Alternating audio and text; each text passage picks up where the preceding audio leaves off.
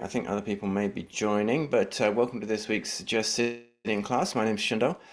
This is Zen style meditation. So I will speak for a few minutes. We'll ring the bell and sit in silence for about 15 minutes or so, and then have a little chance for discussion at the end, which usually doesn't feature on the recording for privacy reasons. And I've been studying this week. I'm teaching a class starting this Saturday for the Zen Center in San Francisco and studying a lot of deep Zen texts. So whenever I have that opportunity, I tend to speak maybe a little more loftily than I do other times. But the truth of it is, even the deepest Zen texts always point to the same thing. And that is, meeting reality in each moment. The text I'm going to be talking about was written for a lay person, so there's not a lot of esoteric language in. There's a lot of concrete analogies like birds flying in the sky and fish swimming in the oceans, and the moon reflected in the water. And the point is that when we can fully inhabit the present moment before we get any ideas about it, before we divide it into good or bad or right or wrong or any other set of dualities that the mind will always come up with, we have this direct experience of the present moment. The present moment is directly expressing itself, and we can directly express ourselves by fully meeting the present moment without getting caught up in the conceptual distinctions. So that getting caught up is not the same as not having any. They often talk about, oh, we're free from, our thoughts about it. And that doesn't mean that we're not having the thoughts about it. It just means that those thoughts are just a part of the overall unfolding of the present, and they don't get in the way, they don't hinder our experience of the present moment. And so ordinarily something will happen. You'll see something or you'll hear something and you'll have a thought about it, and then you're kind of gauging it through that thought. Oh, this is something I like, this is something I'm not so keen on. And then that sets up a duality between you and this thing. And the Zen way of looking at it is that those dualities are not, the only story. They're also part of the one single unfolding. And, this is something we can talk about, and intellectually we can try to unpick what it means, which is, it's almost like fighting fire with fire. Because as we think about it, we naturally try to make a distance. We're naturally gauging what's going on. But in our meditation practice, and this is what is maybe particularly unique about Zen, or that Zen particularly leans on. Our meditation practice, when it's a silent meditation, when it's unguided internally or externally, we're not guiding ourselves through this meditation, nor are we guided by anyone else. We're sitting in the full reality at the present moment. And when we can sit in the full reality of the present moment, we might get glimpses of that reality before we mediate it through thought. And again, that's not to say that thoughts don't come up, but we don't let them come to the foreground. Reality is stronger than the content of the thinking mind. And this is, it's a very hard practice. It seems very simple, but it can be a hard practice because we're so used to getting caught up in our thoughts, getting distracted by our thoughts, and moving away from the unfolding experience of the present moment. And so the encouragement is always, when you see that you're thinking, move beyond that. Don't let that thinking hinder your experience of the present moment. And again, not that we stop thinking, but that we get bigger than the thinking. We experience the present moment with the rest of our body, with the rest of our experience, with, our energetic receivers or antennae, if you want, to what is going on. We respond to the situation of everything around us. Okay, I'm gonna stop there, ring the bell, and come back again in about 15 minutes.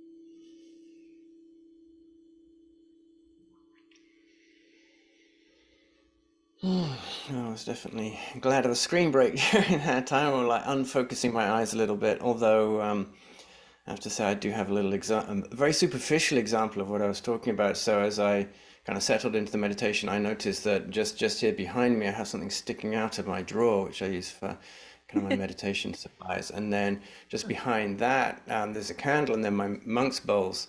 And I had my monk's bowls out yesterday to give a kind of refresher instruction to my friend who's going down to the monastery. And I thought, I didn't put the cloth back on straight. And so, I had these thoughts like, oh, this is not how I want, my screen to look today. And it's like, does that thought interfere with my meditation? Do I allow myself to be concerned about it, or do I just, oh, there it is, and let it go? So, you know, Zen folk can be kind of OCD, I think. There's a lot of things to get right and a lot of things to do in a very particular way. So it appeals to people with, kind of maybe slightly more obsessive ideas of how things are. So I was just noticing, like, oh, dang, it's not straight. It's not the way I want it to be. And that's how it is. That's how it goes.